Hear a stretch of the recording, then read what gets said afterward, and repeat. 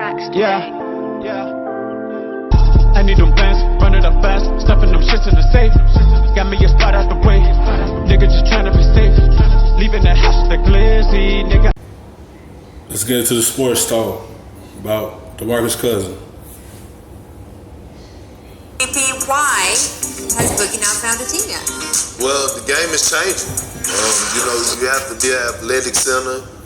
You have to be a guy that can be versatile. You have to be a guy that can either shoot the threes or block the shot. And I think, like, I don't wish he didn't get picked up because the game is much faster, and DeMarcus' cousin can't keep up.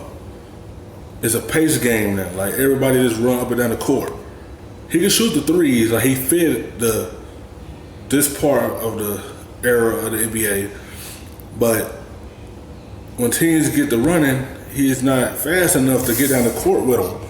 They gotta slow down for him to get up the court. the injury really affected Cousins, but he's never been above the rim type player. And you look at a guy like Joel Embiid, yeah, he's a big guy, but he's athletic. He's coming through the lane, he's windmilling, he's protecting the rim. And I think, and I said this a couple of weeks ago, I think the game is passed up, Boogie, sad to say. But I still think that he could bounce back from this. Look at D Rose. D Rose went from going on 2 vet minimum contracts to now he signed a nice 2-year deal in Detroit. So it's still room for Cousins to improve, but I think people still question his character for us with culture. Culture is huge now in the NBA. You know, like, unless you're LeBron James, unless you're Kevin Durant, unless you're James Harden or Anthony Davis, maybe you throw in Russell Westbrook. Then by him getting hurt in the playoffs, like, teams are iffy. It's just they want to see how he react with coaches, players, locker room, and all that.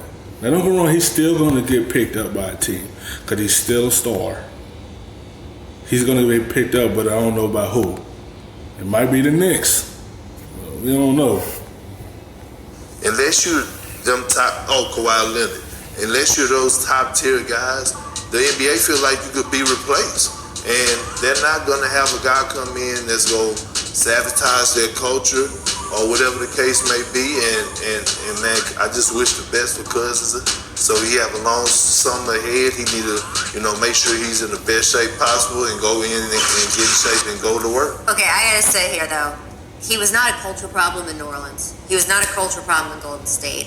The fact that he had a series of issues when he was in Sacramento. Right. I think we got to say, Sacramento had a series of issues too. He had 7 or 8 different coaches, I think. I mean, there was a lot going on in that franchise. So I'm not sure that Boogie is considered some sort of, malcontent around the league anymore. Right. I do wonder, though, is it just cap space, Nick, or is it just a matter of, okay, if Kawhi doesn't sign with the Lakers, we could see them use some of that money on him? I really think it's just injuries. Like, he just came off a torn quad and a torn Achilles. Right. And See, I just said that.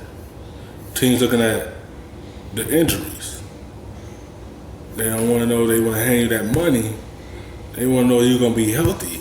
They don't want to give you some money and you're not healthy when you get in that court. That's why he ain't get picked up. That's why it's taking so long for him to get picked up by anybody.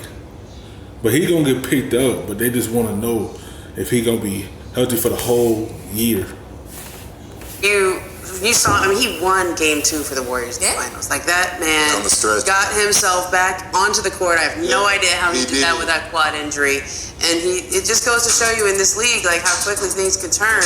And, you'd think there'd be some kind of loyalty there from Golden State to say thank you for putting yourself out there like that. But, he's coming off 2 serious injuries, and, like, he couldn't hardly move. You saw him running in the finals. He could hardly run. The problem here is he's got baggage on 2 fronts, Rich. Mm-hmm. He's got the injury baggage, which is well known with the Achilles and the quad. And to your point, I don't think he rocked the boat much in New Orleans, but he built that reputation, to Perk's point, in Sacramento. And the feeling seemingly around the league is, was he on his best behavior last year? Is this the new real... See, when you do things, they catch up with you, and nobody want to hire you, but he going to get hired. But it just, his attitude, how it was in Sacramento, and that's why it's really hurting him. They don't want him to sabotage a locker room or anything. They want a culture to be built, not destroyed.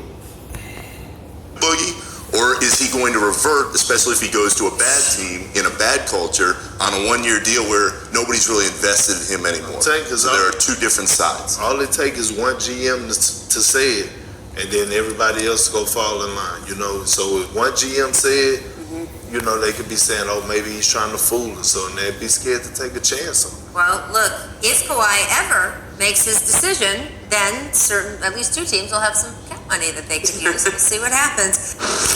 Thanks for watching ESPN on YouTube. For more sports highlights,